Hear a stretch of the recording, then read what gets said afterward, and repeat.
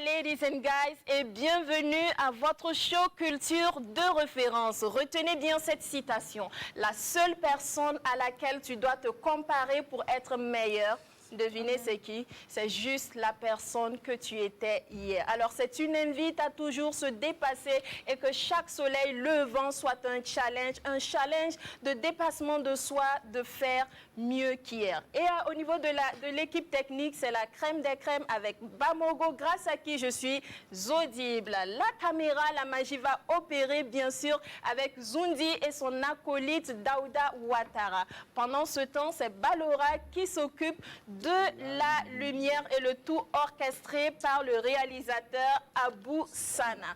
Ziediara, il est calé, il disait que lui, il est imperturbable tel un chef sénoufo sur son cheval. Je ne sais pas où. Faut pas aller à comprendre. Non, mais inspiration, je te promets. Alors Sandrine, bonjour à toi. Bonjour Mika, ça fait toujours plaisir de retrouver la Dream Team sur ce plateau. Alors, big up à tous les Burkinabés d'ici et d'ailleurs. Je vous l'ai dit, vous voulez vous mettre bien de chez les biens, alors vous-même vous avez tapé la bonne adresse. Ici, c'est des vibes, positive vibes, big up places. Restez connectés. Le best, le meilleur. Here. Faites ici un bisou hydroalcoolisé, je rappelle, parce que nous sommes dans une période de Covid-19. Il faut éviter les embrassades. Mais je vous rassure que non seulement c'est un bisou virtuel, mais il est aussi hydroalcoolisé. Coup de gueule, coup de cœur pour ce numéro? Ben, Sandrine, coup de gueule. Sandrine, s'il y a une question justement qui tape à l'œil donc de la cité aujourd'hui, eh bien, c'est la mendicité des enfants sur certaines artères donc de la capitale. On les voit souvent, Sandrine, traîner au bord donc des feux tricolores. Alors, il sera donc question pour eux de la cité de rappeler qu'il y a des dispositions réglementaires donc interdisant donc la mendicité. Mais également dans sa logique Pas plus de détails, on va y revenir. Coup de cœur, coup de gueule, on a compris que c'est un coup de gueule. Pour les détails, il faut rester connecté et le reste, on s'en charge. Mika, comment tu vas? Oui, Sandrine, je vais bien et toi-même, tu es tout en couleur. Oh, merci. Donc, merci à Dams Confection qui m'a fait cette robe. Voilà, depuis hier, c'est lui qui m'habille. Et j'espère que ça va continuer demain, après-demain et tout ça. En tout cas, ça te va bien. Et Diara, toi aussi, tu es tout mignon ce matin. Je dis, ça te va super bien. Moi, en fait, je te comprends pas. Oui. Tu es obligé de toujours complimenter Diara quand tu finis de parler de moi. Le problème, c'est quoi? Non, faut laisser Sandrine. Quand je te fais des compliments, Diara ne se plaint pas. Quand je te plains, quoi? Vas-y. Dis bonjour. Un peu de quand même, Sandrine. Franchement. Un peu de quand même. Alors, téléspectateurs, bonjour mes Apple Lovers. Comment vous vous portez? Alors ici, moi, je vais super bien. Et aujourd'hui, en fait, je veux m'arrêter pour vous dire un grand merci. Merci pour votre présence devant vos postes téléviseurs, pour nous suivre, pour suivre l'apéro. Merci pour votre amour, pour votre fidélité au programme de la RTB. Alors, c'est pour ça que Sandrine l'a dit, on ne vous promet pas la perfection, mais on va tout faire, toujours tout faire pour vous donner le meilleur de nous-mêmes, pour vous donner ce qu'on peut faire de mieux. Alors, c'est tout à l'heure qu'on va jouer, danser, et puis pourquoi pas chanter. Bien sûr, voilà. Le moment du jeu, ça sera dans quelques instants. Bien sûr, pour cela, il faut rester connecté. Alors, vous savez quoi, les cocos, on les voit généralement à la télévision, on les voit dans les clips, ils sont beaux. Ce sont nos idoles. Ouh, je veux ressembler à tel artiste, je veux ressembler à tel animateur. Mais, il y a un grand mais. Alors, ce mais, c'est ce que nous dévoile Eunice Goula à travers ce titre que nous offre la réalisation. Chez nous, ce n'est pas le paradis. Le chagrin qui les ronge souvent est phénoménal. En tout cas, pour vous, nous souhaitons le meilleur et c'est pour cela que nous sommes là tous les jours, du lundi au vendredi, pour vous offrir la bonne humeur, l'énergie débordante et bien sûr, tout ce qu'il faut pour pouvoir bien affronter les différents défis de la journée. On te voit briller à l'écran et tout. Est-ce qu'à l'intérieur, il y a un chagrin phénoménal qui te ronge? Bon, je pense que le titre de Eunice Goula en dit long. Et ce sont des réalités qui sont là, mais après tout, nous sommes des êtres humains, Sandrine, et la vie n'est pas toujours bling-bling, la vie n'est pas toujours aussi rose. C'est vrai, on nous voit tout le temps sous les projecteurs, Mais bon, il y a certaines réalités également qui sont là, mais il faut faire avec. C'est ça aussi le métier, c'est ça aussi la réalité des choses. C'est ça aussi. Parfois, la réalité n'est pas ce qu'on voit. Ce qu'on voit n'est que la copie de ce qui est. C'est un philosophe qui a dit ça. Donc, je pense que c'est tout à fait logique ce qu'elle dit. C'est tout à fait logique ce qu'elle dit. Ouais. Bon, il y a des gens en tout cas qui à l'écran brillent, on les voit dans les clips, on les envie, mais à côté, ce n'est pas toujours rose. Ouais. Ce sont des êtres humains avec des hauts et des bas, des moments difficiles également. Mais Coco, pour le partage d'expériences d'aujourd'hui, nous allons recevoir une dame. C'est une lady, elle est comme une rose. Elle peut être à la fois piquante, ça dépend de qui veut l'accueillir et surtout de l'utilisation qu'on veut en faire. Piquante et comme elle peut être aussi très douce. Elle évolue dans des milieux dits d'hommes. Son combat, la valorisation de la femme, sourire, générosité, mais aussi intelligence et combativité constituent les principales courbes de sa féminité. Wow. Elle, c'est tout simplement Martine Yabré. Vous cherchez la recette pour devenir une girl power ou un man power. Avec elle, vous aurez tous les ingrédients et les éléments de réponse. Bonjour et bienvenue Martine Yabré. Bonjour Sandrine. Bien installée maintenant. Oh, très bien installée. D'accord, donc on peut prendre l'apéro en toute sécurité avec le sourire. Tout à fait. Waouh, vous avez un magnifique sourire et ça me fait penser à cette citation de Bob Marley qui dit que la plus belle coupe sur le corps d'une femme, c'est son sourire. Wow. C'est trop chou. Sandrine, tu me fais rêver ce matin. Oh là là, je vous l'ai dit, Martine Yabré, aujourd'hui, on va la découvrir autrement. Une autre facette de la dame, il faut juste rester connecté et le reste, on va s'en charger. Les plateaux de divertissement, vous n'en faites pas beaucoup. Ouais, parce que les plateaux de divertissement ne m'invitent pas beaucoup. Oh! C'est la réponse, hein? La plus simple et la plus facile à dire. Généralement, on vous voit sur les débats, en train de débattre avec face à vous des hommes et tout. On découvre Martine Yabré en train, dans sa combativité, en train de défendre en tout cas les points auxquels elle tient. Mais aujourd'hui, on va découvrir une autre Martine Yabré. Tout de suite, enfin, comment étiez-vous? Toute petite fille, gentille, ou vous étiez turbulente? Enfin, toute petite. Toute petite. Toute petite. J'étais comme toutes les petites filles. Comment? Gentille.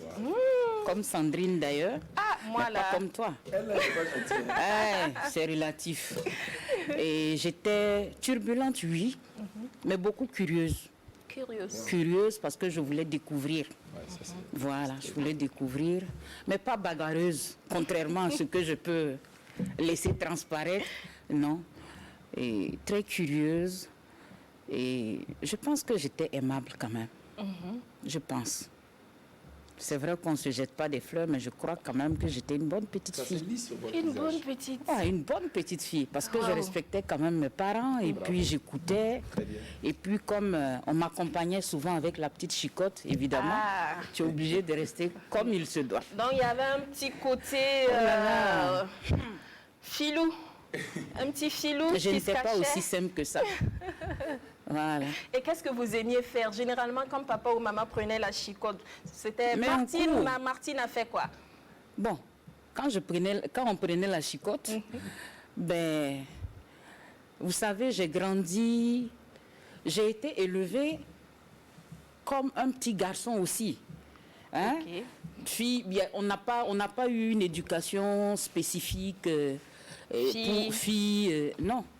C'était pareil. Je pense que quand on prenait la chicotte, c'était vraiment quand on se bagarrait entre nous. En tout cas, moi, je ne cherche pas de bagarre, mais quand tu me provoques, il faut que je rembourse. Ah oui. Mon cri, ça reste pas, ma bagarre restait pas dehors. Et donc, c'est dans les bagarres qu'on se chamaille chaque fois entre frères et sœurs. On vient, on dit, bon, toi, tu es la petite, on tape dessus. Parce que je ne voulais pas aussi me laisser faire, même si j'étais petite. Voilà. Donc, mais pas vraiment pour des bêtises. Non, j'étais une bonne petite fille. Vous avez grandi dans une famille nombreuse, il y avait beaucoup de frères et sœurs. Je suis d'une famille de 6 enfants. côté papa, parce que mon père a eu une fille avant d'épouser ma mère. D'accord. Et puis, paix à son âme, parce que malheureusement, elle est décédée par la suite. Et finalement, je suis l'aînée des filles d'une famille de 5 enfants. J'ai un grand frère, un petit frère et puis 2 petites sœurs. Et donc, voici l'environnement, famille dans lequel j'ai bien pu évoluer. D'accord. Et voilà. D'accord. Et quand vous étiez finalement, vous êtes devenue une jeune fille, est-ce que l'éducation était serrée? On permettait à Martine à l'époque de sortir, aller faire le show. Ah, écoute, maman, papa, il y a tel ami qui a été reçu à son examen. Voici la carte, on va aller faire le show. Est-ce que vous étiez autorisée? Est-ce que vous avez fait votre temps, comme on aime le dire, boîte de nuit, tout ça? D'abord, il faut dire que j'ai fait mon enfance en Côte d'Ivoire, à Yamoussoukro, où je suis née. Et j'ai fait l'école primaire là-bas et puis j'ai eu le BPC là-bas. Je me souviens que quand j'étais en 3e, et j'ai une cousine, Christine, à qui je fais un coucou. Elle est en Côte d'Ivoire, elle et moi on partageait la même chambre. Et donc, on s'est levé une soirée, elle était en seconde, moi j'étais en 3e, mais elle déjà, elle était, voilà. Je peux dire qu'elle faisait déjà son petit temps. Voilà, elle avait des amis et autres. Et puis, il y avait le film qui passait à l'INSET. INSET, Institut National des Sciences Techniques, à l'INSET et Yamoussoukro. C'est un truc, une école supérieure. Et nous, on est sortis par la fenêtre. Tu vois, les fenêtres qu'on ouvre comme ça. Voilà, on est sortis par la fenêtre pour aller suivre le film, parce que tu pouvais pas sortir par la porte. Tu vas dire quoi pour sortir? Ah, vous avez fait chat noir, comme on a fait chat noir, on s'est caché pour sortir. Maintenant, on est revenu. Terminator 2 a duré jusqu'à 2h du matin. On est revenu. On monte sur le mur pour entrer. On revient par la fenêtre est fermée. On a compris que le plan a été déjoué. Il faut sauter le mur pour entrer. Et on a un oncle qu'on appelait, on avait surnommé, elle et moi, Diagué, il était assis. Avec sa chicotte, il nous attendait. Et puis bref, imaginez la suite. C'est sûr. Donc pour dire que ce n'était pas aussi aisé de sortir comme ça et de faire ce qu'on voulait. Voilà. Donc il y avait quand même des règles. Oui. Voilà. Même s'il y avait quelques exceptions où on pouvait nous laisser sortir, mais ce n'était pas à des heures. Voilà. Maintenant, une fois en passant, quand tu dérailles, on te chicote bien et puis tu reviens. Voilà, tu redeviens normal pour continuer. Tu redeviens normal. Voilà. Terminator 2 a oublié qu'avant le 2, il y avait Terminator 1 qui a fini avec les stratégies. Là. Donc, on a fermé la fenêtre et puis on vous attend au tournant. Mais maman craignait quoi? Bon, malheureusement, elle ne vivait plus. J'ai perdu ma mère très tôt, j'avais 14 ans. Et donc, même en présence de ma mère, j'ai été récupérée par ma grand-mère parce que j'étais sa première petite fille dès l'âge de 3 ans. Donc, j'ai beaucoup évolué avec ma grand-mère. Voilà. Donc, vous avez fait des études en informatique, c'est ça? Tout à fait. Également en droit. Oui. Oui. Et pourquoi le choix de faire des études en informatique et aussi en droit? Et il faut dire que j'ai été orientée en fac de droit, c'était faculté des sciences politiques en son temps.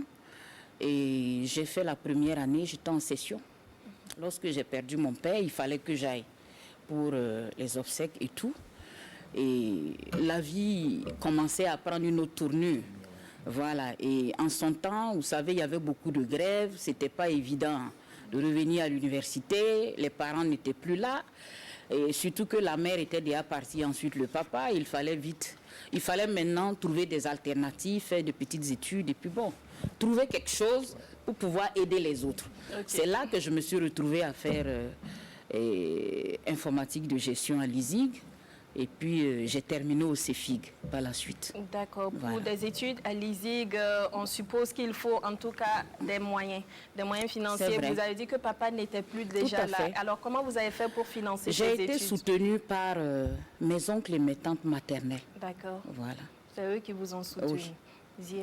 Alors, un sujet également qui fait couler beaucoup de salive, hein, et vous l'aviez dit tantôt, à chaque fois on utilisait la chicotte. Moi, je vais bien sûr m'intéresser à la question de la chicotte. Alors, êtes-vous pour également l'utilisation de la chicotte dans le système éducatif, en fait? Parce que, est-ce que la chicotte peut servir à éduquer les enfants? Vous posez la question à quelqu'un qu'on a chicoté à l'école. D'accord. Moi, je vais vous dire oui. Parce que moi, on m'a chicoté, ça m'a fait du bien. D'accord. Mais j'aimerais dire que trop de chicote également, ce n'est pas bien. C'est l'utilisation excessive de la chicote qui n'est pas bien. Et aujourd'hui, quand même, dans un contexte où on évolue, où on fait la promotion des droits humains, des droits spécifiques des enfants, je pense qu'il y a des alternatives autres que la chicote qui peuvent permettre d'amener l'enfant à changer de comportement. Mais n'empêche que quelquefois à la maison, on peut quand même caresser les fesses et la joue, mais bon, sans pour autant aller jusqu'à violenter l'enfant.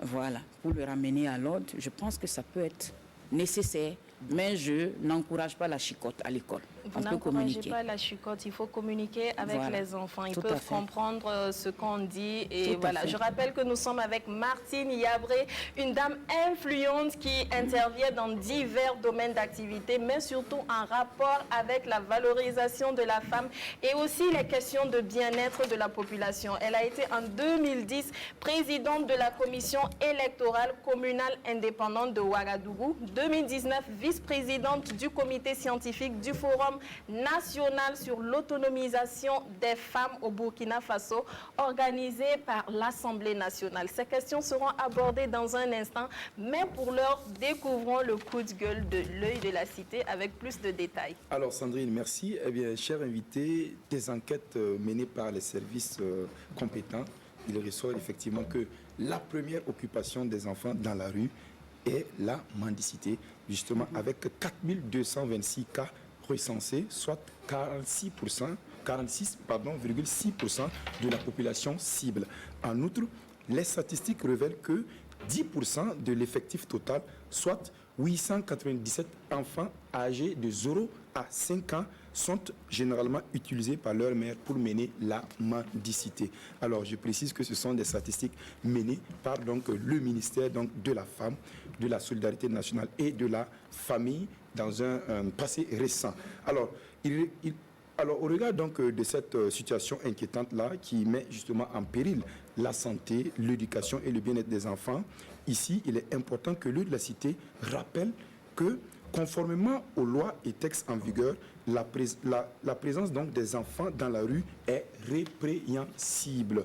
Alors, au nombre de ces dispositions justement réglementaires interdisant la mendicité, on peut citer le code pénal, également la loi numéro 029-2008/1 du 15 mai 2008 portant lutte contre la traite des personnes et les pratiques assimilées. Alors, l'œil de la cité, justement, pense qu'il est plus que jamais important et urgent de veiller au respect de ces dispositions-là. Parce que vous les remarquez souvent, à côté des feux tricolores, des enfants qui déambulent entre les motos, des femmes qui tiennent des enfants pour réclamer de l'argent. Ce n'est pas du tout intéressant. La loi est contre ça. Quoique ça peut être culturel, je pense que souvent, la réalité, il faut suivre justement la réalité. Nous avons une loi qui interdit cela, il faut justement respecter cette loi-là. Alors Sandrine, la cité justement tient à inviter les parents à s'investir davantage sur l'éducation et l'encadrement des enfants et à faire de nos familles des socles forts de notre société.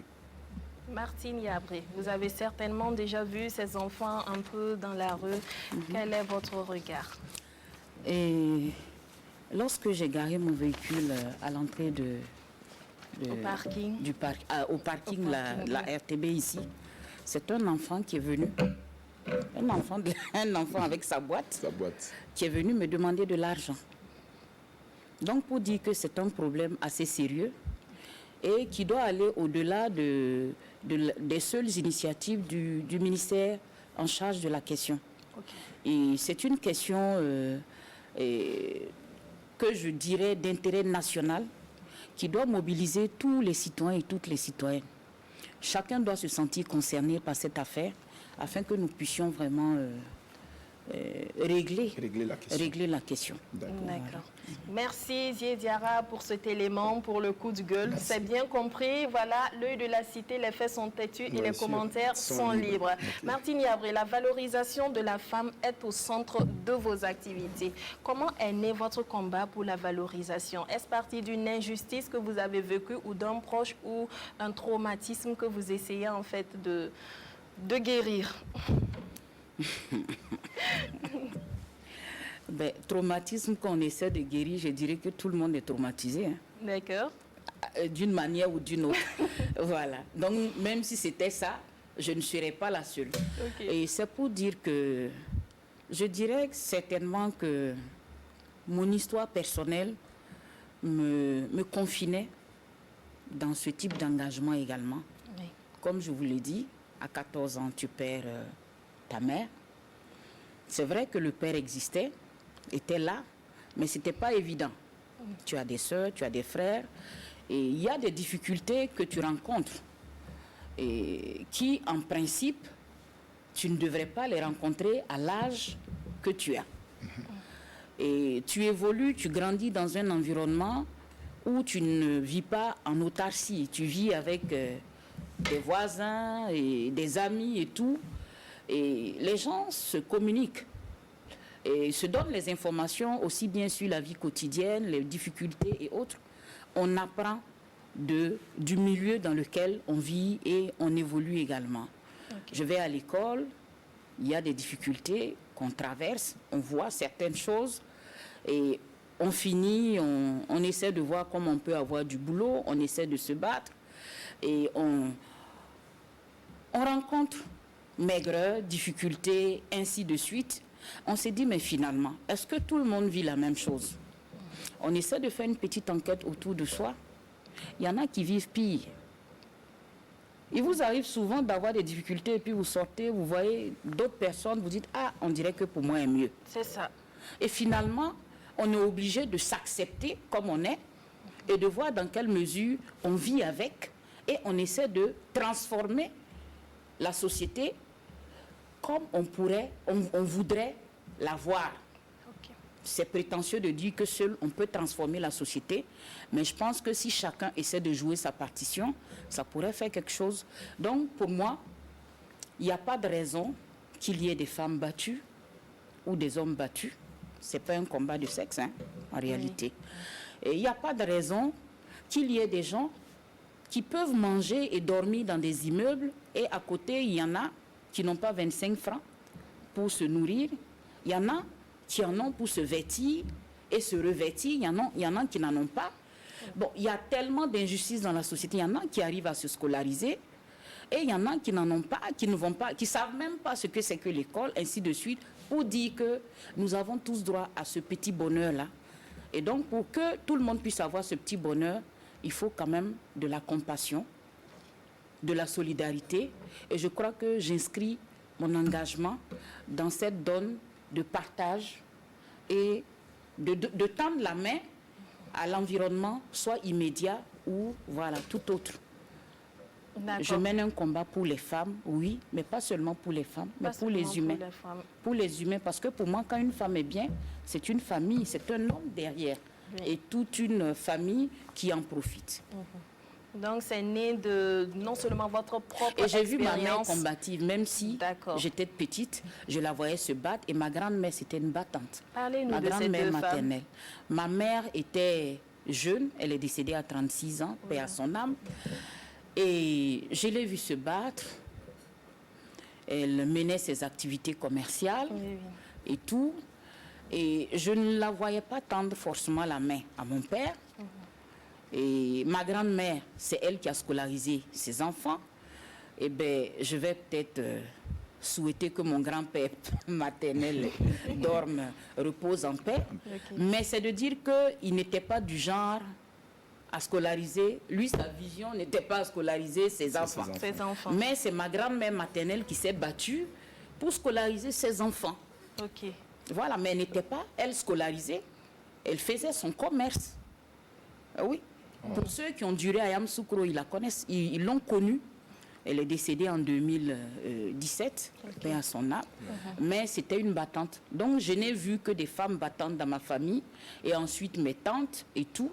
eh bien, je pense que j'ai emboîté leur pas. Tout à fait. Voilà. Vous avez été inspiré par Tout ces à fait. exemples et Tout à ces fait. modèles auprès desquels vous avez grandi. Et votre combat, vous le menez à travers des formations, des séminaires, des colloques. Et je rappelle qu'en 2018, vous avez participé à la rédaction du plaidoyer pour l'application effective de la loi sur le quota pour une meilleure représentation de la femme et de la jeune fille à l'Assemblée nationale et les conseils municipaux. Comment cela a-t-il été reçu? Non seulement par les concernées elles-mêmes, les femmes, et aussi par les hommes de ces instances-là. Le fameux débat sur le quota. D'abord, je crois que je veux profiter et rappeler que le quota, c'est une mesure transitoire pour corriger un effectif. C'est une mesure qui est prise de façon ponctuelle. Ce n'est pas définitif. C'est pour corriger une forme d'injustice sociale et ramener un peu d'équité entre les sexes. Et c'est dû quand même au fait qu'il y ait une histoire à la participation politique des hommes et des femmes au Burkina Faso. Les hommes ont une longueur d'avance avant les femmes. Et donc, quand elles sont arrivées, évidemment, il faut tenir compte du retard qu'elles ont accusé et d'un certain nombre de paramètres au niveau social. Et donc, pour le besoin de rééquilibrer les choses, compte tenu de leur faible présence dans les instances, c'est de pouvoir vraiment trouver le juste milieu. Et on a pensé que le quota était la meilleure disposition, parce que dans la mesure où les États même se sont engagés au plus haut niveau à la parité, même s'ils ne l'appliquent pas dans leur pays. D'accord. Voilà, ça il faut le retenir. Et donc pour la loi sur le quota, je me suis engagée personnellement. Mais je n'ai jamais été candidate depuis un certain temps. En passant, j'ai une fois été candidate. 2002. J'étais candidate aux élections législatives en 2002. Voilà. Et donc, pour moi, on ne mène pas un combat forcément pour soi. Oui. Comment les femmes l'ont accueilli, je n'ai pas été seule à mener ce combat. Vous avez remarqué qu'il y a beaucoup de femmes. Opposition, majorité, société civile. Il y a aussi des hommes convaincus qu'il faut des femmes pour que les choses avancent. C'est là où il faut féliciter l'organisation du Forum sur l'autonomisation qui a été initiée par l'Assemblée nationale. Et ça, c'est vraiment important de le rappeler. Et donc, je dirais que la loi sur le quota votée en 2009 comportait des insuffisances, il fallait la relire. Et c'est dans ce sens qu'on est venu vers la relecture. Mais évidemment, vous savez que c'est une loi. Et si elle est bien appliquée, si elle est respectée, elle ne va pas forcément régler les problèmes de tout le monde. Exactement. C'est clair. Il y a des intérêts personnels en jeu. Quand une femme est positionnée, c'est un homme qui est décalé. Quand un homme est positionné, c'est une femme qui est décalée. Exactement. Et donc, quand on raisonne comme ça, il est clair qu'on ne peut qu'être hostile à cette loi. Donc, la loi est dans un contexte suffisamment envenimé par des intérêts personnels. L'intérêt personnel, oui. Surtout de l'autre sexe, de notre moitié, notre tendre moitié. Et donc, c'est vraiment le problème que nous avions. Sinon, les femmes elles-mêmes, mais il y a des femmes également qui ne sont pas pour le quota. Tout à fait. Il y a des femmes qui ne sont pas pour le quota. Tout comme il y a des hommes qui sont pour le quota. Voilà. Donc, pour moi, on ne mène pas un combat pour avoir l'adhésion à 1000% de tout le monde, pourvu que nous soyons dans l'objectivité qui nous permette de régler un problème social qui est reconnu, voilà, comme tel. Donc c'est ça l'histoire du quota. C'est ça l'histoire du quota. Et je profite de votre plateau pour vous informer qu'après l'adoption de la loi sur le quota, la nouvelle loi sur le quota, et au niveau du cadre de concertation des organisations qui interviennent sur le genre et la participation citoyenne, nous avons bénéficié d'un appui pour la traduction en langue locale de cette loi, version audio, pour que ce soit vraiment accessible à toutes les couches. Super. Voilà. Bravo et félicitations. Okay. Alors, vous qui êtes aux côtés d'hommes et de femmes, vous vous battez avec des hommes, puisque vous l'avez dit tantôt, il y a des hommes aussi qui sont pour le quota. Selon vous, quelle stratégie pour une meilleure représentation des femmes dans les instances décisionnelles, concrètement parlant? Je crois que pour le cas du Burkina, et pour la petite expérience que j'ai acquise de 2 décennies au moins, je crois que la chose qui pourrait véritablement faire décoller la situation de la femme et permettre que nous puissions engranger des acquis, c'est la volonté politique du chef de l'État lui-même. Ok. On est à ce stade maintenant. Parce que quand on parle de la participation politique ou bien de la représentation des femmes dans les instances de décision, ce n'est pas seulement au niveau des postes électifs. Il y a des postes de nomination. Il y a des engagements qui sont pris. Mais pourquoi on ne les respecte pas? C'est une question de volonté politique. Oui, on nous dira de contexte. Mais il n'y a de contexte. Il n'y a pas de contexte sans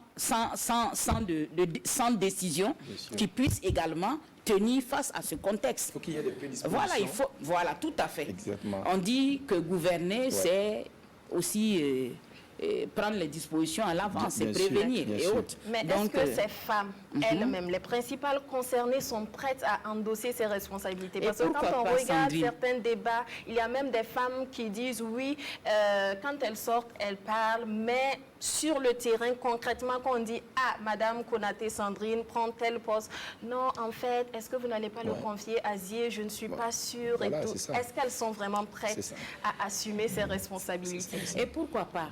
Je dirais qu'il ne faut pas prendre quelques cas, je ne peux pas généraliser. D'accord. Le CDP a fait 27 ans, pratiquement au pouvoir.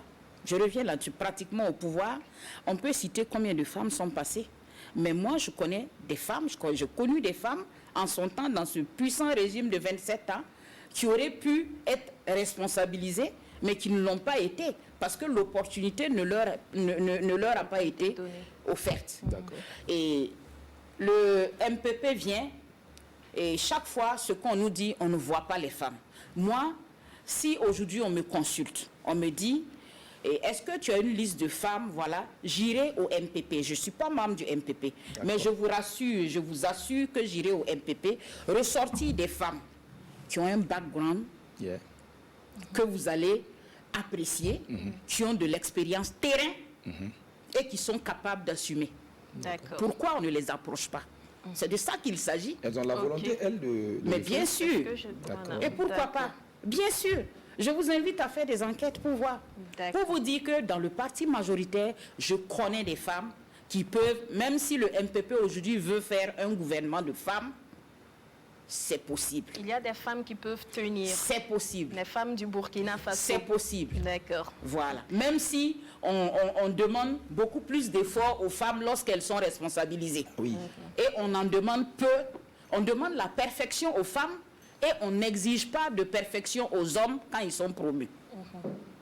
En fait, c'est ça qui reste le problème. Sinon, il y a des femmes dans le parti majoritaire qui peuvent être promues. Il y a des femmes au Burkina Faso qui peuvent en tout cas endosser de grandes responsabilités. C'est ce que nous apprenons avec notre invitée Martine Yabré. Le thème du jour aujourd'hui nous a été proposé par Yannick Nikiema sur Facebook. Il demande « Pourquoi les femmes autosuffisantes se marient-elles difficilement au Burkina Faso ?»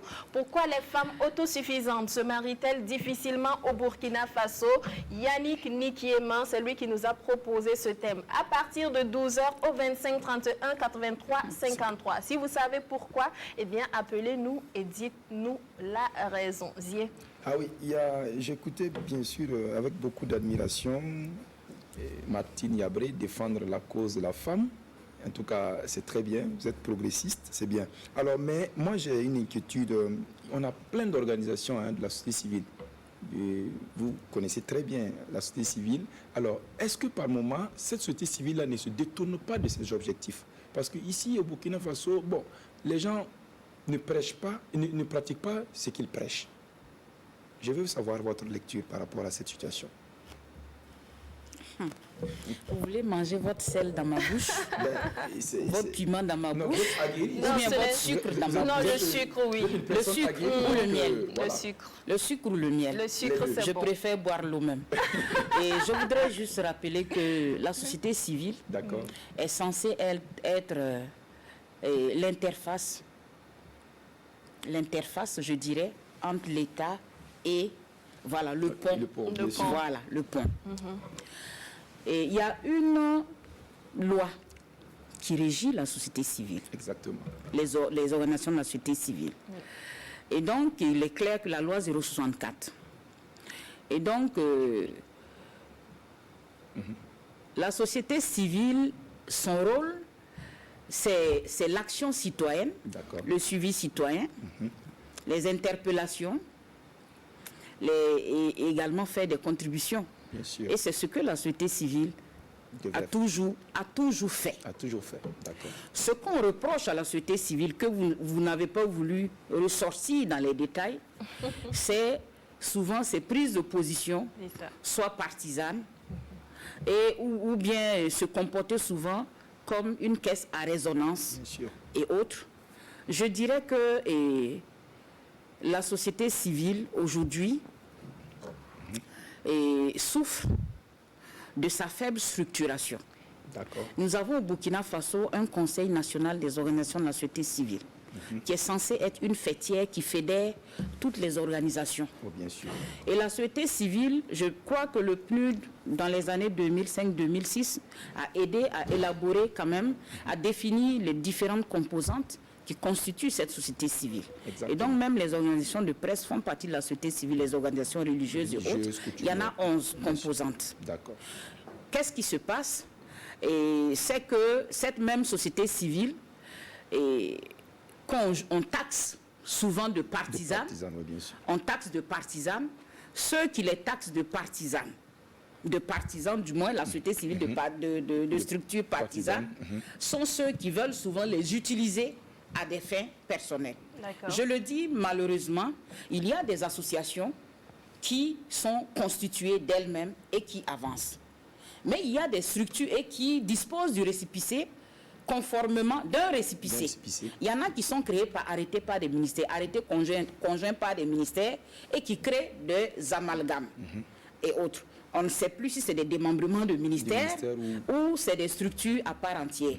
Il y a des associations, il y a des hommes politiques également qui créent des associations, qui suscitent la création d'associations.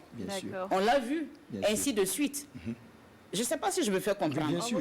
Voilà, il y a une loi qui est là. Je pense que le problème qui est posé au niveau des OSC, il faut que le MATD, le ministère qui délivre les récépissés, prenne ses responsabilités et rende opérationnelle une police des OSC, au même titre qu'une police des partis politiques, pour garantir l'impartialité, la neutralité que nous recherchons. Ce n'est pas pour mater, mais c'est pour interpeller quand il faut et encourager aussi quand il faut. Donc c'est pas toutes les structures de la société civile qui sont crédibles alors, parce que vous avez dit que... Mais vous liez la crédibilité à quoi? Parce que à leur prise de position souvent, parce que souvent il y a des gens qui vous Attends, moi il m'est arrivé d'être taxé d'être de la majorité comme taxé d'être de l'opposition, parce que tout simplement il y a des positions que je prends. Bien sûr. Depuis 2005, j'ai toujours défendu, moi, la non-modification de l'article 37.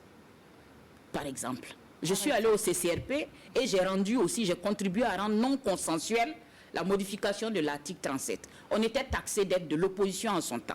D'accord. Mais dès lors que tu commences mais moi, je ne suis pas une société civile. Et je ne suis pas de ceux qui pensent que la société civile doit être contre un pouvoir, par exemple, ou contre une composante, par exemple. Si aujourd'hui, l'opposition politique pose un problème, qui est un problème réel, en tant qu'acteur civil, on doit pouvoir être à même de soutenir cette position. D'accord. Si la majorité politique pose un problème, où il y a une situation où il est avéré que c'est logique, c'est ce qu'il faut et tout, on soutient. Mais on ne soutient pas parce qu'on a reçu une enveloppe sous la table, par exemple. C'est là où il y a le problème. En ce moment, on devient une caisse à résonance. On est mieux éclairé. Voilà, c'est ce que ça veut dire. C'est ce qui peut expliquer plus ou moins le fait que la population ne croit plus tellement aux objectifs des OSC. Bien sûr, qui, dès le départ, comme vous l'avez dit, normalement devrait être un pont entre le pouvoir et aussi la population. Alors, je vais rappeler le thème du jour. Il est de Yannick Nikiema. Pourquoi les femmes autosuffisantes se marient-elles difficilement au Burkina Faso? Pourquoi est-ce que les femmes autosuffisantes se marient difficilement au Burkina Faso? À partir de 12h au 25 31 83 53, Martine Yablé, je ne sais pas pourquoi vous me regardez avec ce sourire. Et nous recevons maintenant sur notre plateau Monsieur Bado Cyril. Il est membre de la cellule communication du Coronaton, issu des publicitaires associés. Bonjour et bienvenue sur notre plateau. Bonjour Sandrine, bonjour RTB, merci de me recevoir. Alors, l'apéro, vous l'aimez généralement piquant et comment? Tantôt piquant, tantôt doux, parce que cela dépend en fait de l'humeur. D'accord. Le Coronaton a débuté le 10 avril et c'est demain que nous allons assister à la fin du Coronaton. Quel est l'objectif de ce Coronaton lancé non seulement par l'Assemblée nationale en partenariat avec des partenaires et voilà, la société civile? Merci. Il faut dire que le Coronaton est une initiative populaire et citoyenne qui a été lancée par l'Assemblée nationale en collaboration avec ses partenaires de la société civile et bien d'autres, dans le but en fait de récolter des fonds en vue d'aider à résoudre, sinon à comment on appelle ça, à aider à la résolution en fait du Covid-19, voilà, au Burkina Faso. Alors cette initiative-là a commencé depuis le 10 avril dernier et se termine naturellement demain, 14 mai 2020. Et c'est dans ce cadre-là que je suis sur le plateau pour déjà rappeler les objectifs en fait de cette initiative qui était de collecter, les objectifs chiffrés en fait étaient de collecter 500 millions de francs CFA, qui allait servir du moins à soutenir les patients, donc les victimes en fait du Covid-19, soutenir les structures et établissements de santé, notamment en aménageant les structures d'accueil et autres, soutenir les centres de recherche pour permettre en fait à la recherche nationale de pouvoir être mieux outillée en fait dans la résolution en fait de cette pandémie, soutenir les personnels de santé parce qu'on sait que c'est ce personnel-là qui est aux avant-gardes en fait dans cette lutte et qui a besoin forcément d'un certain nombre d'outils, d'un certain nombre de mécanismes et de protection pour pouvoir mieux servir la population et éventuellement voilà pouvoir permettre même au système de santé de façon globale de pouvoir disposer des ressources voilà pour pouvoir. Et je le disais, le Coronaton a débuté le 10 avril. Aujourd'hui, nous sommes le 13 mai. Exact. Combien avez-vous pu récolter à ce jour? D'accord. Avec la générosité des uns et des autres, nous avons pu, à la date du 7 mai dernier, récolter la somme de 332 549 344 francs CFA. Ce qui, en termes de manque à gagner, voilà, est de 167 450 656 francs. Donc c'est ce montant-là et nous espérons en fait pouvoir le combler jusqu'à demain minuit. Et certainement même aller bien au-delà si en comptant toujours sur la bonne volonté des uns et des autres. Et pour parler des fonds, qu'avez-vous remarqué? Quelle est la couche sociale qui a le plus participé à ce don? Pour l'instant, on aura toutes ces statistiques-là demain au cours de l'émission Bilan, mais pour l'instant, on ne peut pas encore sortir en fait toutes ces... Mais ce qui est sûr, c'est que en termes de participation, elle est très homogène parce qu'on a autant de femmes et d'hommes, mais aussi de jeunes, d'enfants qui ont participé. Il faut dire que le Coronaton est ouvert, la souscription est ouverte à tout le monde, sachant que vous pouvez participer même avec 25 francs, 100 francs. Voilà, donc c'est une initiative, comme on l'a dit, elle est populaire, elle est citoyenne. Et elle invite chaque Burkinabé et chaque ami en fait du Burkina à se sentir concerné parce que c'est une question de survie en fait nationale, voire mondiale. Et donc, il est important que autant les gouvernants, autant la population aussi puisse aussi s'investir afin qu'ensemble nous puissions, dans la solidarité, pouvoir faire barrage en fait à cette pandémie. Faire barrage à cette pandémie ensemble. Oui. Vous l'avez dit tantôt, les dons qu'on a reçus vont aller essentiellement au niveau de la recherche, au niveau du soutien des centres de santé. Exact. Mais ce n'est pas pour donner des vivres aux populations touchées par la pandémie. Oui. Non, nos objectifs qui ont été déjà, sur lesquels nous avons travaillé, ne concernent pas en fait ce cas. C'est surtout soutenir le personnel de santé, permettre en fait à tout le mécanisme qui est mis en place pour pouvoir lutter efficacement contre voilà, ce Covid-19. Et ce qu'il faut rappeler, c'est que ce n'est pas, j'allais dire, aux initiateurs en réalité de déterminer de façon fonctionnelle à quoi ça va servir, parce que dans ce maillage-là, il s'agit en fait de demander, de faire un appel en fait à manifestation d'intérêt. Quand on demande par exemple au personnel de santé, on va leur poser la question de quoi est-ce que vous avez réellement besoin pour faire face. Et c'est eux qui vont exprimer de façon concrète en fait leurs besoins, et c'est ce qui va permettre facilement de... D'accord. Et nous avons en face de nous Martine Yabré, qui est également présidente de la commission finance et mobilisation sociale du Coronaton. À la date d'aujourd'hui, nous sommes à 332 millions contre 500 millions qui étaient prévus. Alors, est-ce que vous êtes satisfait ou il y a un sentiment de déception? D'abord, je voudrais préciser que la date de début, c'est beaucoup plus le 9 que le 10. D'accord. Voilà, c'est le 9. Ça, il faut le mentionner. Satisfaite, je dirais oui, parce que du point que nous avons eu à faire ici au 7 mai, et nous avons quand même au moins le tiers des personnes qui ont eu à contribuer étaient des personnes qui avaient un faible montant. Le plus petit montant, c'était 50 francs CFA.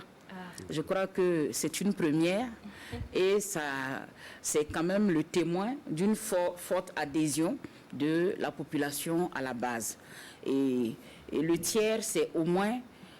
c'est au plus 500 francs, les montants d'au plus 500 francs, de 50 à 500, pour ne pas dire, voilà, on a eu au moins le tiers, c'était pas mal. Donc il y a une forte adhésion. Et jusque-là, ce matin, quand je quittais chez moi, il y a une dame qui m'a appelé d'un groupement, ben Madame Yabré, vous m'avez inspiré, je dois aller aujourd'hui faire un versement au Coronaton avec mon groupement. J'ai dit félicitations, c'est bien. Et elle m'a même envoyé des photos de femmes pour dire que, comme il l'a si bien mentionné, les femmes, les jeunes et les citoyens lambda, toutes les personnes qui n'ont pas de gros montants pour aller déposer, pour aller officiellement donner avec la presse et autres, ont été vraiment reçus. Moi, j'ai été vraiment heureuse de voir que le président de l'Assemblée, qui est le président du comité national, ait reçu des petits montants de 500 francs, 1500, de 1500, de 2500. Vraiment, c'est du jamais vu et je crois que ça donne un autre ton à l'engagement patriotique et ça contribue à cet éveil patriotique. Et ça, c'est important. Le montant, comme il a si bien dit, c'est en mangeant que l'appétit vient. Voilà. Au départ, nous n'avions pas un plafond. On n'avait pas un plafond. C'est quand, au fil du temps, et jusque-là, nous, on dit qu'on arrête demain minuit, mais il y a une forte pression. Il y en a qui estiment que non, il faut continuer. Des gens qui appellent et qui envoient des messages. Ah, il faut continuer et autres, tout ça. Mais les bonnes choses ne durent pas. C'est ce qu'il faut se dire. Voilà. Ce qui est doux, là, ça ne doit pas durer. Sinon, ça finit par... Voilà. Ça devient comme ordinaire. il l'a dit, vous aurez certainement toute la substance du rapport demain. Et quand, à partir de 21h. À partir de 21h à la clôture. En tout cas, merci. Merci à vous. Merci pour le soutien. Les dons sont toujours, on peut toujours recevoir les dons. Tout à fait, voilà, on va rappeler les numéros. Oui, il faut dire que les dons sont toujours recevables en fait sur toutes les plateformes, dont la plateforme Mobile Money, à travers Coris Money, au 01 18 30 11. À Orange Money, en faisant l'étoile 144, étoile 10, étoile 96, 59, 713, étoile, montant et dièse. Et par Mobicash au 02 05 05 05. Vous pouvez aussi faire vos dons dans les différentes banques en fait de la place, ou aussi en vous rendant au siège du Coronaton, en appelant certainement au 01 86 86, je reprends. 01 86 86 86 69 86 86 86 et le 54 83 50 50. D'accord. Voilà. Merci, Monsieur Bado Cyril. Un message à l'endroit des populations qui ont contribué et aussi à l'endroit de ceux qui n'ont pas encore contribué. Déjà, c'est de dire merci à toutes ces personnes citoyennes et engagées qui, de façon, qui se sont engagés de façon franche pour participer en fait à cet élan de solidarité nationale et qui nous permettent aujourd'hui d'être à ce bilan-là. Toujours en invitant les autres, la population, les amis du Burkina d'ici et d'ailleurs, à s'engager également à faire don de leur personne en soutenant en fait cette initiative. Rappelez que l'émission bilan de cette initiative aura lieu demain à 21h sur la RTB, voilà, qui va permettre en fait de clore à minuit cette grande campagne de collecte. Merci Monsieur Bado Cyril et on se retrouve demain 21h sur le plateau de la RTB pour le bilan du Coronaton. Merci à vous. Mika va s'installer pour le jeu. Madame Yabré, les femmes sont au cœur de tout. Tout ce qui est bon et malheureusement aussi ce qui n'est pas bien. Et nous savons que notre pays, depuis un certain temps, est touché par le terrorisme. On se souvient encore de l'attaque barbare de ces femmes à Arbinda. Quel peut être l'apport ou le rôle de la femme dans la lutte contre le terrorisme et un retour de la paix et la sécurité au Burkina Faso?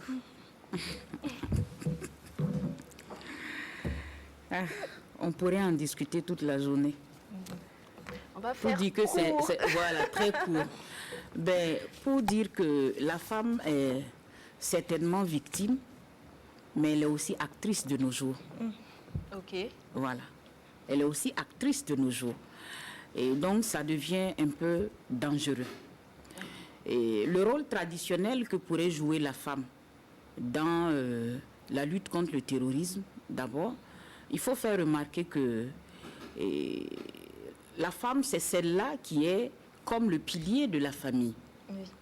C'est celle-là qui est vue comme fréquentant beaucoup plus les lieux où il y a les événements sociaux et autres, tout ça. Et donc, c'est celle-là qui a beaucoup plus facilement accès à l'information. Et pour lutter contre le terrorisme, il faut pouvoir disposer d'informations. Et donc, la contribution que la femme pourrait apporter, c'est vraiment de collaborer avec les structures qui existent en matière de collecte d'informations sur le terrorisme et de pouvoir coopérer. Ça, c'est le premier élément. Le second élément, c'est de pouvoir jouer le rôle traditionnel des choses d'éducatrice pour travailler à déradicaliser les enfants et les jeunes. Voilà. Ça, c'est quand même de petites contributions qui ne sont pas des moindres que la femme pourrait apporter. Que la femme pourrait apporter. Voilà. On nous a dit que Martine danse super bien.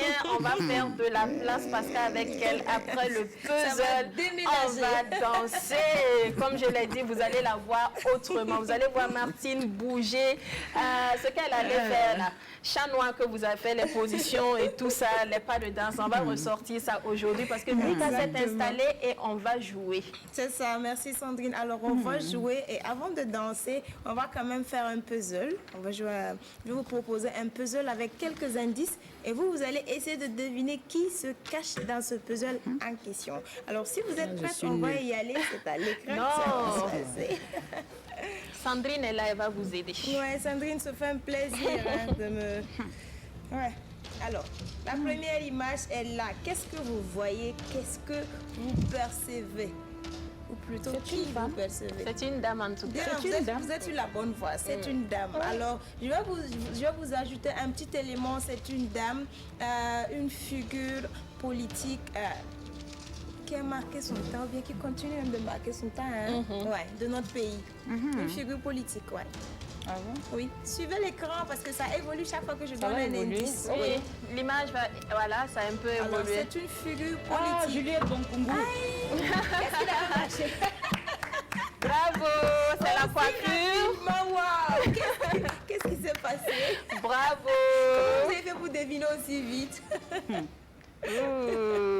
Bravo à vous, Martine. C'était Juliette Bonkungu. Juliette Bonkungu. Alors, une femme battante, Sandrine, qui a occupé beaucoup de postes politiques, administratifs dans notre pays. Une dame inspirante, tout comme vous.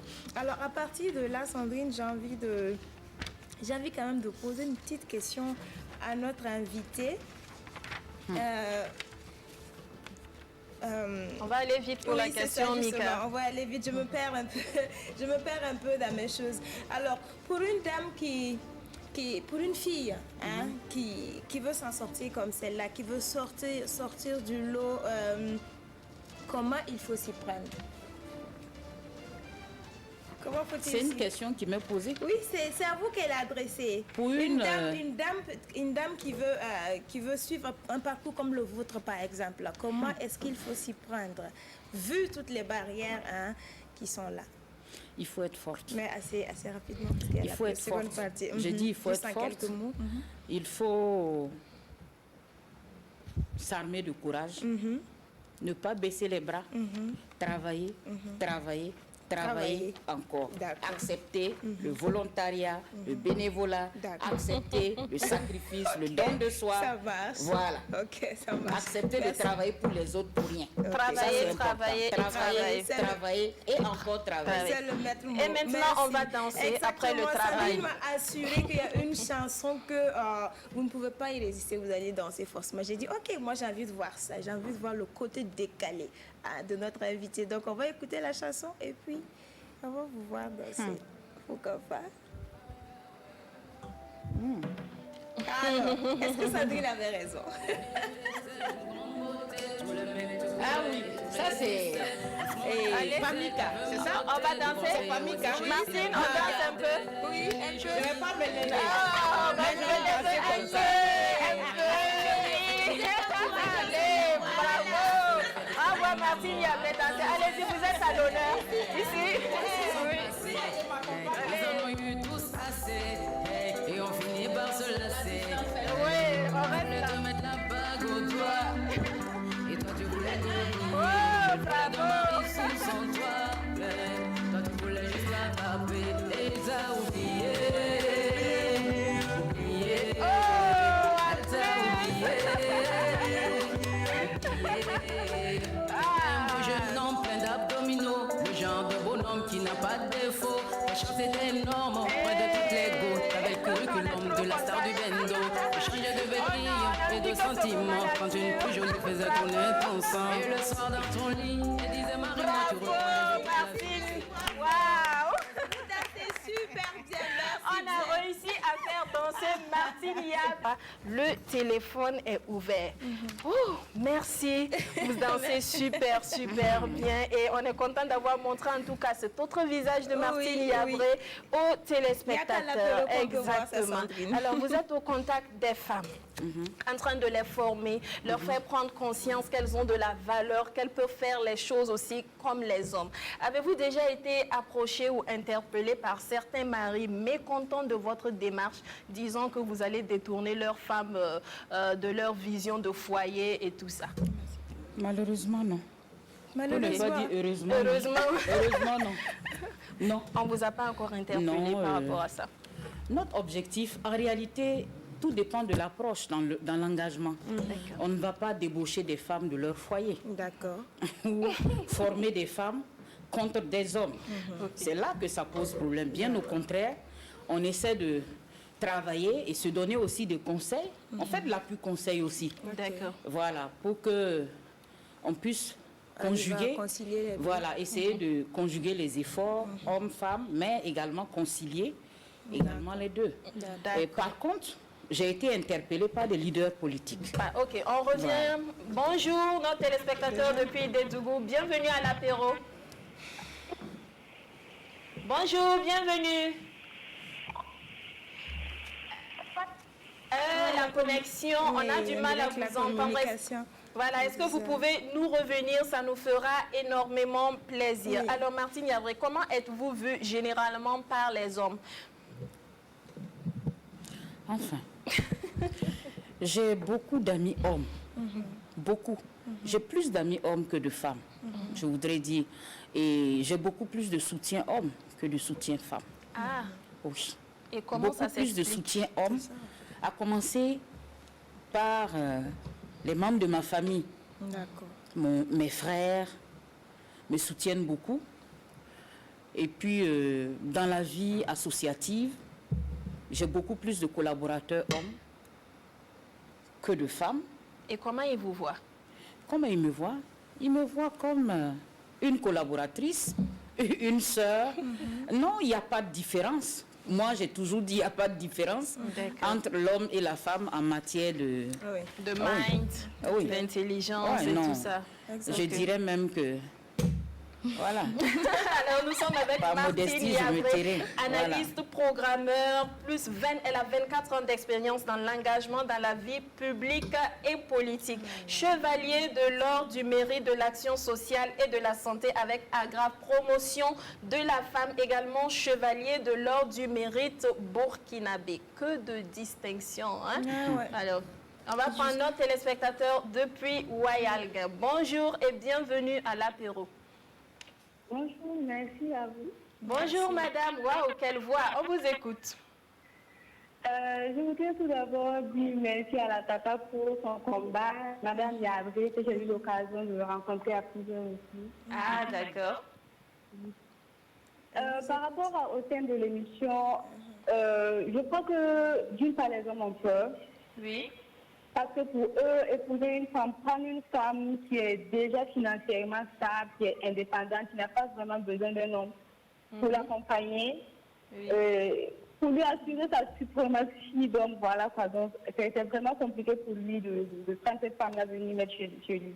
Ils Donc, ont ça peur. fait que, voilà, ils ont peur, ils les repoussent, ou bien ils se disent, bon, si je l'amène chez moi, qu'est-ce qu'elle va m'apporter? Et puis de toute façon, si elle vient chez moi, bon, ça va me créer plus de problèmes parce qu'elle connaît ses droits, elle va pas me laisser faire ceci ou cela. Donc ça fait qu'il y a vraiment toute une question de suprématie masculine qui est derrière, quoi, qui fait que les hommes ont vraiment peur de ces femmes-là. Voilà. Donc c'était ma contribution. Merci pour votre contribution et aussi votre message à l'endroit de notre invitée Martine Yabré. Mika. Oui, justement, Sandrine, tu étais en train de parler du parcours impressionnant Tout de à notre fait. invitée, il faut le dire. Alors, j'ai envie de demander justement à dans cette même lancée-là, pour une jeune fille qui veut faire un griffe de longues études, dans une famille qui ne parle que mariage. Comment il faut faire? Qu'est-ce que vous avez à dire à une pareille jeune fille? C'est pas simple. Oui, c'est clair. C'est pourquoi on veut vous entendre, Surtout quand vous c'est qui êtes... difficile. Surtout quand c'est difficile. C'est sûr. Il arrive par moment qu'il y ait des interventions. D'accord, on va prendre notre téléspectateur depuis Tampuy et on revient. D'accord. Bonjour. Bonjour. Ah, une téléspectatrice. Bonjour, bienvenue. Les femmes sont là aujourd'hui. Comment allez-vous? Oh, ici, on est contente surtout que vous nous appelez. On vous écoute. Ok, je voulais saluer la Tata Yabré. Tata Yabré. On vous écoute. Oui, Ok, et participer à l'édition. on vous écoute. Vous êtes à l'honneur. Ah. Hmm. Ok, selon moi, les femmes qui sont financièrement, On vous écoute. et j'ai la chance d'avoir des hommes parce que souvent les Oh là là, on a l'impression qu'elle n'a même pas bien compris. Alors pourquoi est-ce que les femmes autosuffisantes se marient difficilement? Pourquoi se marient-elles difficilement les femmes autosuffisantes? Martine Yabré nous disait que c'est très compliqué, surtout quand c'est difficile, de faire de longues études dans une famille qui parle mariage. C'est pas simple. C'est pas simple.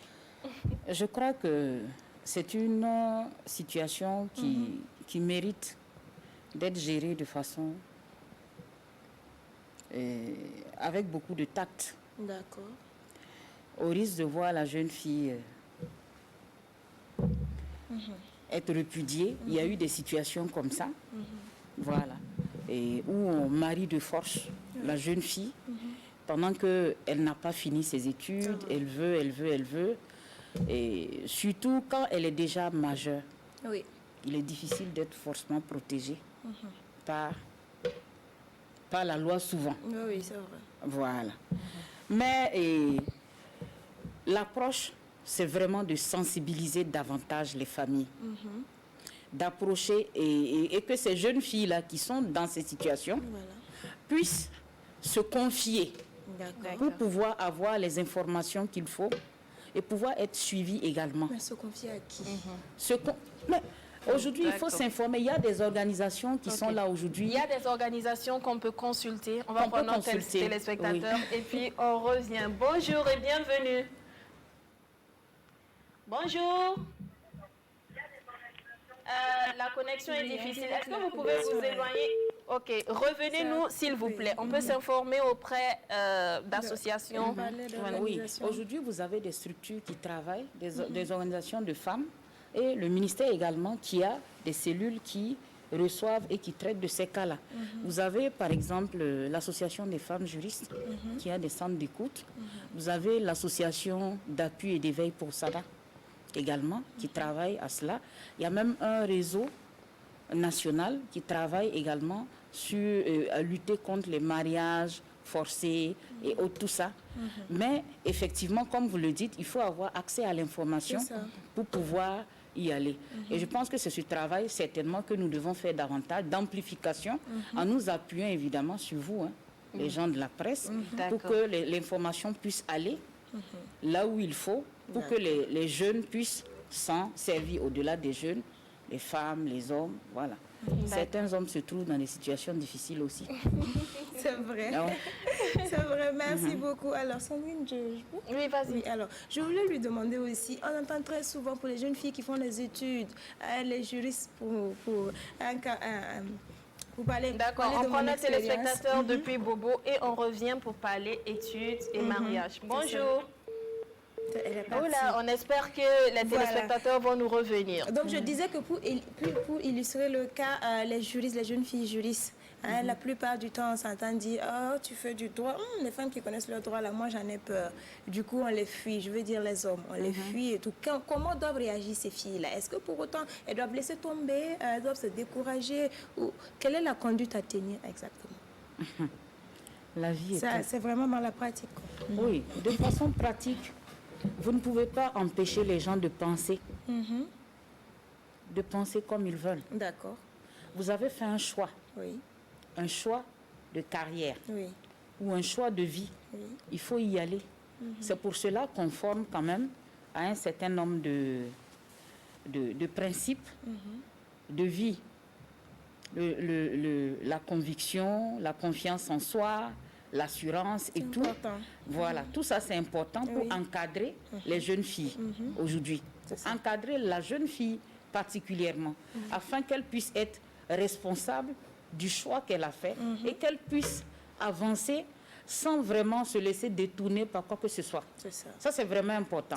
Parce qu'il faut de la conviction, de l'assurance, de la confiance en soi. Quand on est sûr qu'on est sur la bonne direction, il n'y a pas de raison qu'on soit découragé ou détourné par quoi que ce soit. Mais sachez que on ne peut pas ne pas dire, quelle que soit la voie que vous allez emprunter, vous allez rencontrer forcément quelqu'un qui va forcément vous décourager un jour. Décourager. Notre téléspectateur depuis Bobo du Lasso est de retour. Bonjour. Bonjour. Téléspectatrice, bienvenue. Bonjour à vous. Bonjour et bienvenue à l'apéro. Merci. On vous écoute. Je voulais saluer la grande dame là, votre invitée.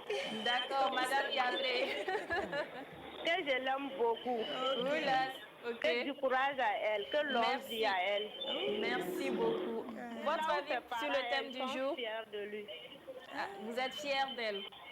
Oui. Merci beaucoup. Et votre avis sur le thème du jour? Oui. Allô? Allô? Votre avis sur le thème du jour? Pourquoi les femmes autosuffisantes se marient-elles difficilement? Je vous rappelle après. Ok, merci beaucoup. Mika? Oui, voilà, l'invité nous disait qu'il fallait rester, il fallait avoir de l'assurance, voilà, avoir confiance en ce qu'on faisait. Et moi, j'ai envie d'ajouter, Sandrine, si tu permets, que... C'est parce que je pense que ces messieurs-là qui se permettent de fuir, qui disent qu'ils fuient parce que vous avez de longues études, c'est parce qu'eux-mêmes, ils n'ont pas assez confiance en eux. Du coup, même s'ils restent, ça ne va pas marcher, ça va être compliqué quelque part. Il y a des gens qui sont assez évolués dans leur tête pour comprendre que ça ne pose pas problème. Et y aller aussi. C'est une question d'éducation. Et ça me fait penser à cette citation d'une internaute, Laura Misreta, qui dit « Martine Yabri, un homme fort sera capable de gérer une femme forte. Un homme faible dira qu'elle a un mauvais caractère. » Est-ce que vous êtes d'accord? C'est une citation, hein, c'est pas moi, ne m'attachez pas. Elle est de Laura Mistreta. Un homme fort sera capable de gérer une femme forte. Un homme faible dira qu'elle a un mauvais caractère. Est-ce vrai? Un peu vrai, mais moi j'aimerais nuancer un peu pour dire qu'un homme intelligent sera capable de gérer une femme forte. Ok. Oui. C'est ce que moi je dirais. Je dirais qu'un homme intelligent sera capable de gérer une femme forte. On n'a pas besoin d'être baraquelé. Non, pas du tout. Ou, voilà. Mais je préfère le mot intelligent. D'accord. Voilà. Et quel ça est le ressort rôle? ici l'homme stratège, l'homme conciliant, qui gère avec diplomatie, ainsi de suite. Et quel est le rôle de l'homme dans la valorisation de la femme? Quel devrait être son rôle? L'homme doit être un soutien pour la femme. Et l'homme doit être quelqu'un qui rassure la femme. D'accord. Au lieu de l'amener la dévaloriser. Voilà, de la dévaloriser. C'est ça un homme. D'accord. Voilà. Et on nous a dit aussi... C'est ça un vrai homme. D'accord. Voilà. Et on nous a dit aussi que Martine cuisine très bien. Quand est-ce que vous allez nous inviter à manger le fameux tigedege là? Qui vous a dit ça? C'est quelqu'un qui nous a dit qu'elle nous fait du bon tigedege avec du mouton fumé. Alors, devant les téléspectateurs, quand est-ce que vous nous invitez à déguster ce plat? C'est un engagement, c'est ça? C'est un engagement après Covid. D'accord, quand on veut. Et Martine Yabri, nous sommes pratiquement à la fin de cette émission. Une question que se posent de nombreux téléspectateurs. Martine Yabri est-elle mariée? Ils veulent quoi? Ils veulent quoi? Pourquoi ils veulent savoir? Il y en a qui veulent savoir pour savoir. Pour savoir. Oh, curiosité. Pour vous connaître davantage et vous admirer davantage. Et m'admirer davantage. Mais même, moi je crois que pour admirer quelqu'un, on n'a pas besoin de connaître son statut. Il faut s'en tenir à ce que la personne fait. Mais si ça peut leur faire du bien, de savoir davantage qui je suis, je ne suis pas un cœur à prendre. Vous n'êtes pas un cœur à prendre. Pas du tout. Le cœur de Martine Yabri est pris. Alors, tu as compris, dans son cœur est pris. Bien bâti, enfermé et tout, c'est au congélateur. On ne peut même pas décongeler. Wow. Et pourquoi le thème de Yannick Nikiema, pour terminer, pourquoi les femmes autosuffisantes se marient-elles difficilement selon vous au Burkina Faso? Peut-être qu'il y a des hommes complexés, beaucoup d'hommes complexés, c'est tout. Quand on est complexé, et on prend toujours en mal tous les actes qu'une femme avec laquelle on est, qui a plus de moyens que soi ou qui a une assise sociale plus que soi, fait. On interprète forcément mal. Donc finalement, c'est une question d'éducation. Sinon, je connais des couples où les femmes sont beaucoup plus nanties, mais bon, il n'y a pas de problème. Il n'y a pas de problème. D'accord. Quand il y a de l'amour en réalité et l'amour vrai, ça devrait pouvoir aller. D'accord. Merci beaucoup, Miko. On ne pourra malheureusement pas prendre ton avis parce que nous sommes au terme de l'émission. On espère vous avoir aiguisé suffisamment l'appétit pour ceux qui vont manger à midi et pour ceux qui vont manger à 18h. On espère vous avoir donné en tout cas de quoi tenir jusqu'à l'heure de la rupture. Restez connectés au programme de la RTB. On se retrouve demain. Un gros bisou hydroalcoolisé à vous. Au revoir.